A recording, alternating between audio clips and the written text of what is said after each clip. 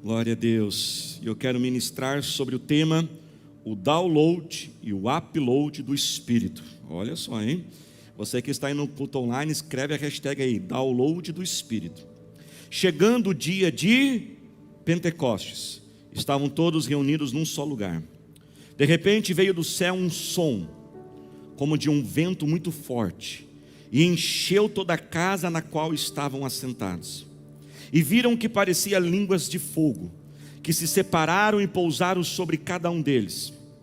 Todos ficaram cheios do Espírito Santo. Eu vou repetir, todos, Deus está enchendo você do Espírito Santo.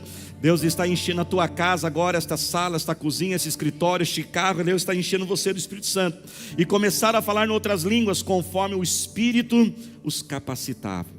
Irmãos, para que nós possamos falar do Espírito Santo, entender o Espírito Santo, a pessoa do Espírito Santo, nós primeiramente precisamos falar a respeito do nosso Senhor Jesus Cristo. Não tem como entender o Espírito Santo sem entender Jesus. E quando nós olhamos a vida de Jesus, nós ficamos admirados, não ficamos, irmãos? Com tudo que Jesus fez, curas, milagres, a sabedoria, o ensino de Jesus, a capacidade dele de lidar com as dificuldades. Só que muitas vezes nós olhamos para Jesus, o nosso mestre, o nosso grande exemplo, e às vezes a gente tem dificuldade de fazer aquilo que Jesus fez, de se comportarmos como Jesus e realizarmos o que Jesus fez, porque geralmente na nossa mente vem a seguinte mensagem, vem o seguinte pensamento: mas Jesus fez tudo isso porque Ele era Deus. Eu não sou Deus, então eu não vou conseguir fazer isso que Jesus fez. Mas veja bem, irmãos, Jesus sim, Ele era Deus, 100% Deus, amém, igreja? Só que a Bíblia nos diz que Jesus fez uma escolha, pessoal. Jesus escolheu se esvaziar dos seus atributos de Deus, como por exemplo a onisciência, a onipresença, a onipotência. Jesus esvaziou disso. Então, apesar de Jesus ser Deus, 100% Deus, Ele se esvazia desses atributos, e Jesus então se torna 100% também homem. O corpo de Jesus não era diferente do meu corpo e do seu corpo. Jesus estava sujeito a tudo aquilo que nós passamos. Por isso que os 4 evangelhos, Mateus, Marcos, Lucas e João, eles fazem questão de relatar a humanidade de Jesus, as condições humanas de Jesus. A Bíblia nos diz que Jesus teve fome, Jesus teve sede, Jesus teve sono, Jesus ficou cansado. A Bíblia nos ensina que Jesus chorou quando o seu Lázaro, amigo, morreu. Jesus ficou indignado, irado, quando viu aquela bagunça no templo. Jesus orava, até Jesus orava, irmãos. Jesus jejuava, Jesus trabalhava, Ele foi trabalhador. A Bíblia diz que Ele era carpinteiro. Jesus viajou, e havia momentos que multidões estavam perto deles, mas também Jesus teve momentos de muita solidão. Jesus foi honrado por algumas pessoas, mas Ele também foi humilhado.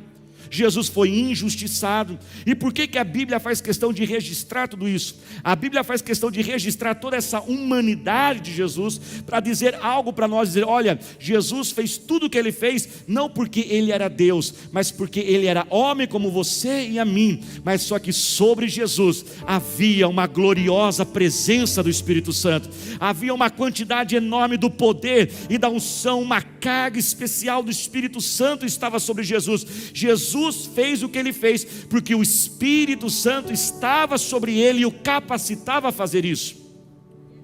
Mas você pode dizer: pastor, então ainda é acerca de Jesus, o Espírito Santo.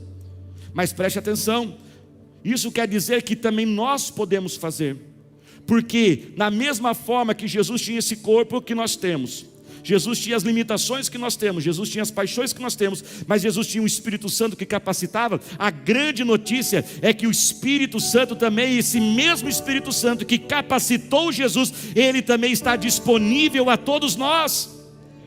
Então nós também podemos fazer o que Jesus fez, mesmo a gente não sendo Deus.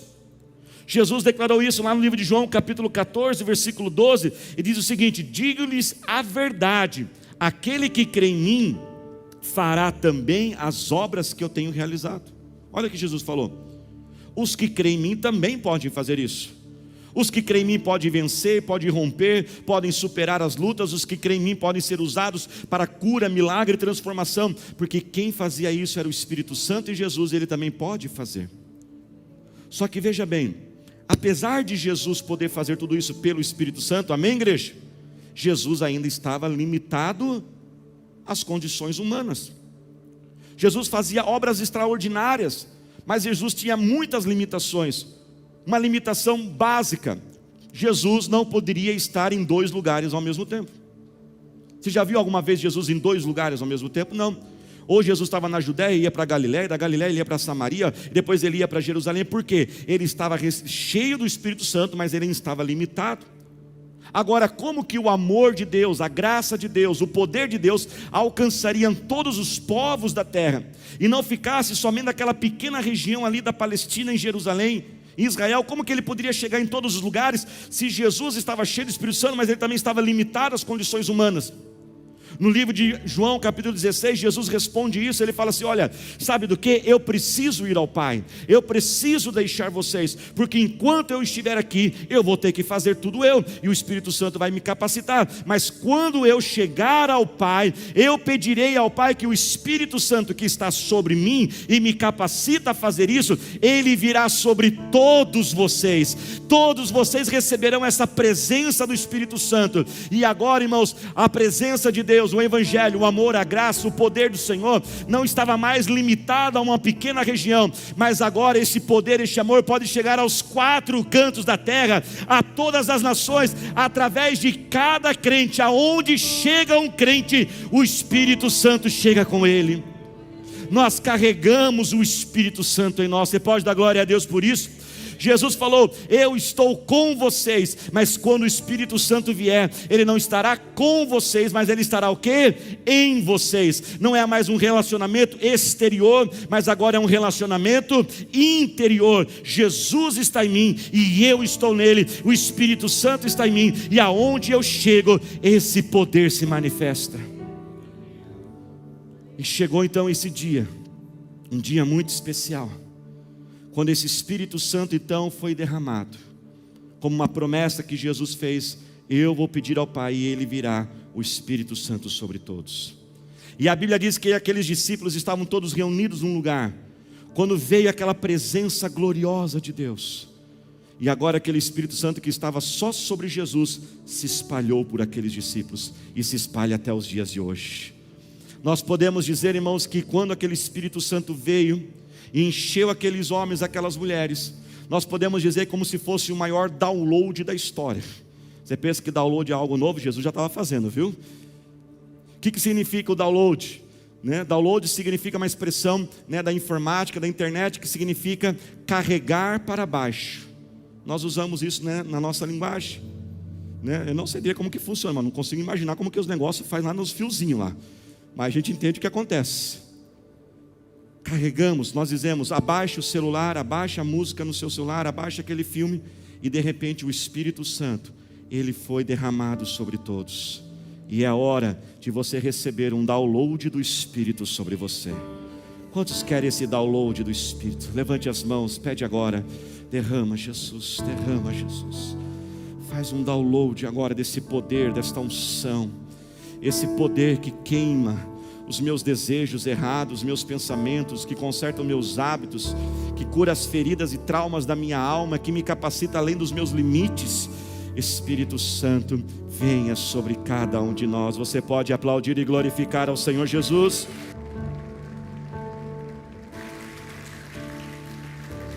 Mas a Bíblia diz que este dia, chegou o dia, não foi um dia aleatório, ele foi o quê? Preparado. A Bíblia diz que esse dia chegou no dia de Pentecostes. Preste atenção, a festa dos Pentecostes, a festa do Pentecostes era a segunda maior festa da tradição judaica. A primeira e a maior festa era qual? A festa da Páscoa. Quando o povo de Israel saiu do Egito, você lembra disso? Passou o sangue nos umbrais da porta. E havia uma tradição judaica que 7 semanas depois da Páscoa, Moisés recebeu as leis de Deus. Então o povo de Israel por muitos anos celebrou a Páscoa, a saída do Egito, e 7 semanas depois eles celebravam então esta segunda festa, quando eles recebem as leis de Deus. Esta festa originalmente chamava-se a festa das semanas, e ela era celebrada por 7 semanas. Agora vamos lá, turminha, quanto que é 7 vezes 7? Alguns bugaram aí, né, gente? 7 vezes 7 é 49. Só que se você contar 7 semanas, 7 dias de cada semana a partir do domingo, esses 49 dias, eles vão terminar em qual dia? Eles vão terminar num sábado.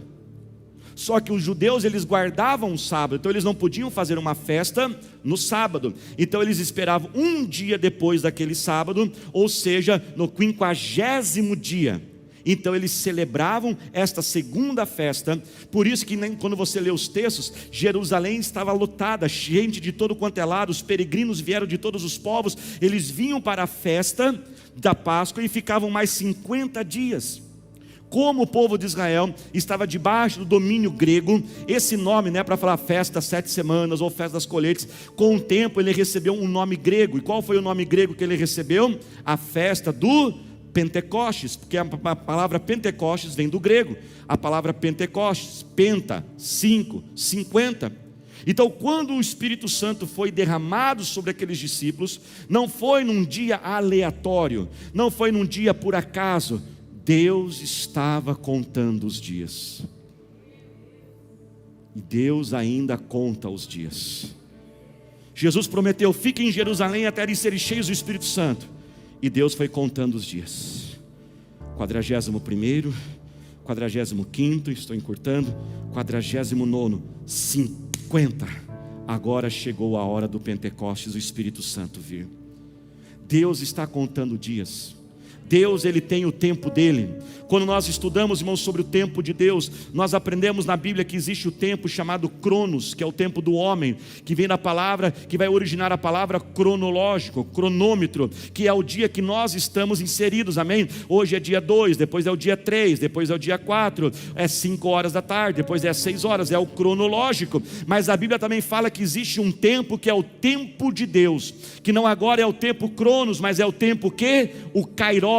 O Kairos de Deus. Às vezes, irmãos, no nosso tempo parece que nada está acontecendo, parece que no nosso tempo as coisas estão tão difíceis e distantes, mas no tempo de Deus tudo está sendo preparado. E sabe quando o milagre acontece? Quando há um alinhamento do nosso tempo com o tempo de Deus. Nós estamos vivendo o nosso tempo, os nossos dias, mas quando alinha com o Kairos de Deus, e Deus diz: eu estou contando os dias e agora é o dia, esse é o dia que eu separei. Um milagre acontece sobre nós. Deus já contou os dias sobre a humanidade, mas Deus também já contou os dias sobre a sua vida. Está preparado para ouvir isso? Olha o que diz o Salmo 139, versículo 16. É sobre você que está dizendo. Diz o seguinte: os teus olhos viram o meu embrião. Deus já estava olhando você lá no embrião, quando você era um embrião no ventre da tua mãe. E olha o que diz sobre você e sobre mim: todos os dias determinados para mim foram escritos no teu livro antes de qualquer deles existir. Existe um livro no céu que é o teu livro, não é o livro da vida que está o nome das pessoas. Existe um livro. E a Bíblia diz que nesse livro todos os dias já estão determinados. Deus está contando o dia. Geralmente nós contamos o dia da tragédia, contamos o dia da derrota, contamos o dia do fracasso, mas Deus manda dizer: chegou a hora de você viver os dias que eu estou contando para você.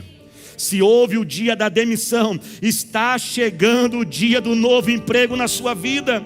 Se houve aquele dia que a tua família se desfez, Deus manda dizer: eu estou contando, e está chegando o dia de você restaurar a tua casa.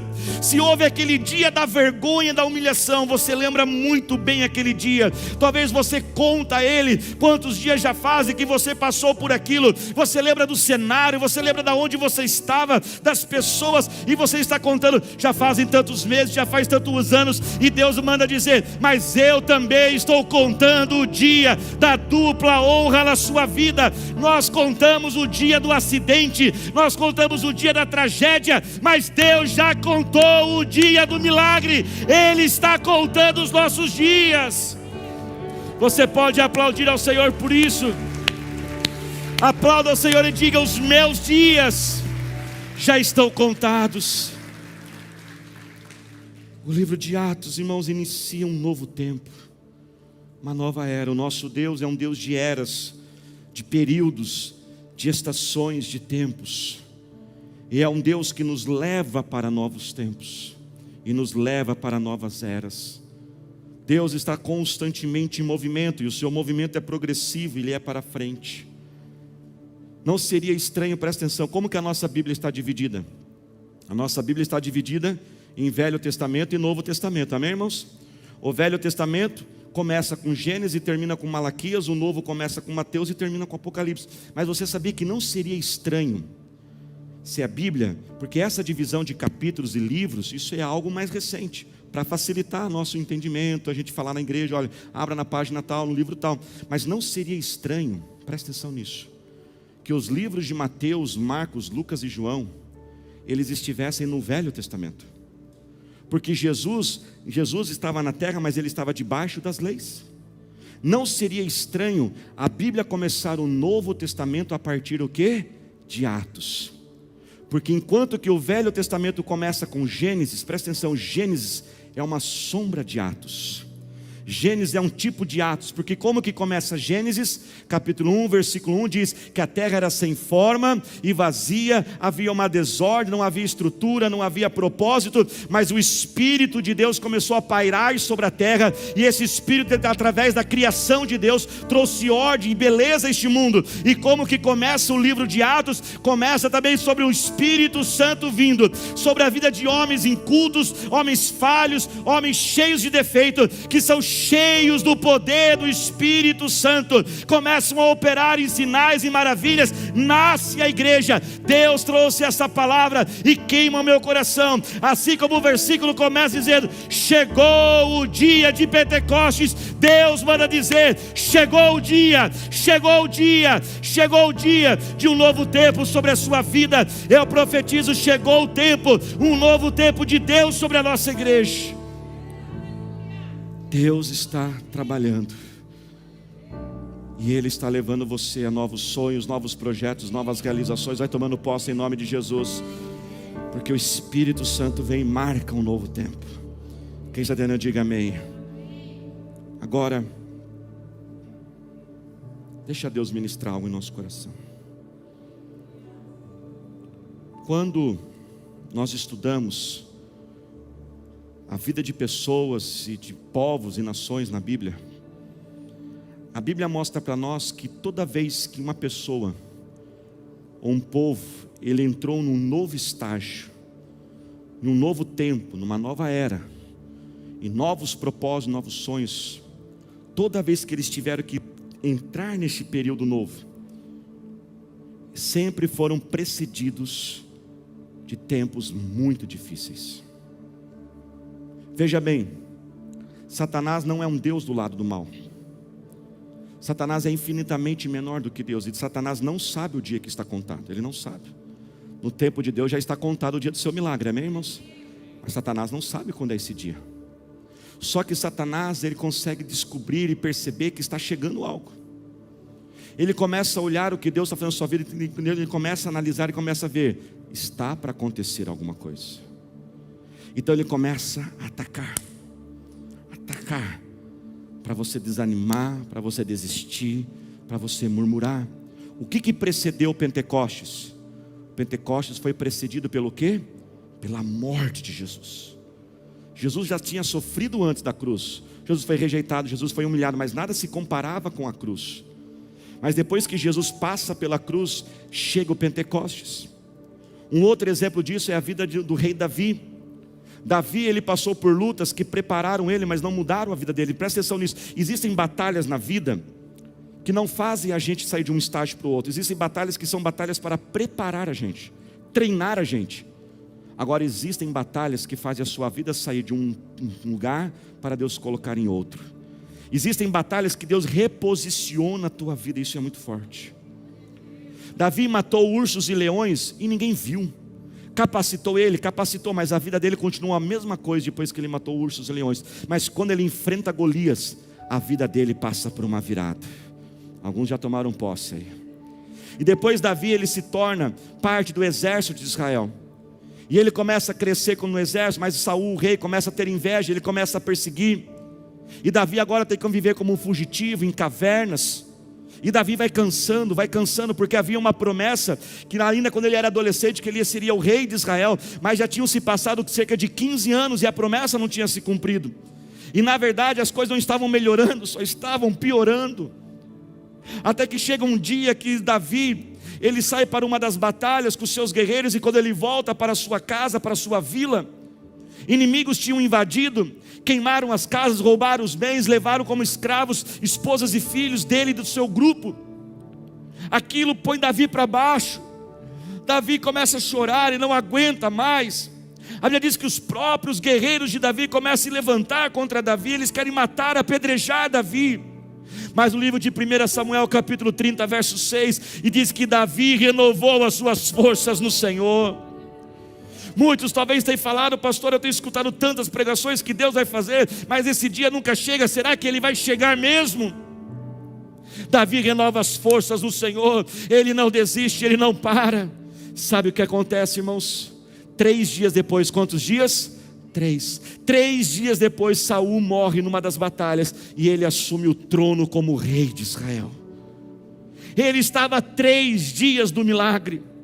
Faltava 3 dias para ele ter uma mudança na vida dele, e Satanás sabia que algo estava para acontecer, por isso se levantou contra ele, e Deus manda dizer: quanto maior for a luta, maior for o ataque, é porque um tempo novo está chegando sobre nós. Mas eu preciso abrir um parênteses nessa mensagem. Posso abrir um parênteses, irmãos? Na mesma forma que estamos falando de um download do Espírito Santo que veio para baixo, veio de cima para baixo, nós também estamos precedendo o upload. E o upload é quando sobe. E o upload será o arrebatamento da igreja. E o Espírito Santo voltará para os céus. Nós estamos olhando os cenários, e a Bíblia já falava sobre tudo isso. Billy Graham dizia: a Bíblia é mais atual do que o jornal que vai ser publicado amanhã. Eu vou repetir: a Bíblia é mais atual do que o jornal que vai ser publicado amanhã. Tudo que está acontecendo aqui já está dizendo, e aqui está dizendo que Jesus está voltando, e nós precisamos estar prontos, e precisamos levar outros a conhecer a Jesus. Se coloque de pé glorificando a Ele. Você pode glorificar, exaltar a Ele, Senhor. Mas como perseverar, pastor? Como aguentar? Como não perder o meu milagre? Presta atenção, fecha a tua boca para a murmuração. Pare de reclamar. A murmuração é assassina dos projetos de Deus. A murmuração mata os projetos de Deus. Fecha a tua boca para a reclamação e abra a tua boca para orar. Pastor, até quando que eu tenho que orar? A gente tem que orar, irmãos, até algo acontecer. Não aconteceu ainda, eu vou orar. Diga comigo: eu estou abrindo a minha boca. Diga mais forte: eu estou abrindo a minha boca para orar. Diga mais forte: orar, orar, orar, clamar, clamar e adorar ao Senhor Jesus. Feche os teus ouvidos para os críticos, feche os teus ouvidos para os reclamões e amargurados, e abra os teus ouvidos espirituais, pois a Bíblia diz que a fé, ela vem por ouvir a palavra de Deus. Feche as tuas mãos para acusar os outros. Pare de apontar esse dedo, pare de ficar criticando os outros, e mesmo que tudo esteja difícil, mantenha tuas mãos abertas para ajudar as outras pessoas. Quem dá alívio aos outros encontra alívio. Quando Jó orava pelos seus amigos, Deus mudava a sua vida.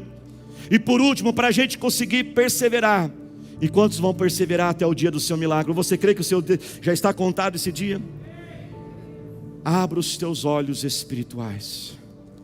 Presta atenção, irmãos, nós temos 2 visões. Nós temos a visão natural e a visão espiritual.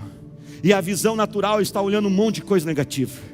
A visão natural está olhando os índices econômicos. A visão natural está olhando o preço que as coisas subiram. A visão natural está olhando o laudo do médico. A visão natural está vendo aquela pessoa com as malas na mão indo embora. A visão natural está vendo talvez aquele juiz com um coração duro. Mas nós temos que abrir os nossos olhos espirituais, e pelos olhos espirituais começarmos a ver que o dia daquele bebê em teus braços já está contado, que o dia daquela pessoa que está na cama cama. Os olhos físicos estão olhando ela na cama, mas os olhos espirituais estão vendo ela correndo, ela produzindo. Os olhos físicos olham a loja vazia, mas os olhos espirituais estão vendo clientes e clientes entrando. Os olhos físicos olham o laudo do médico, mas os olhos espirituais veem o céu se abrindo.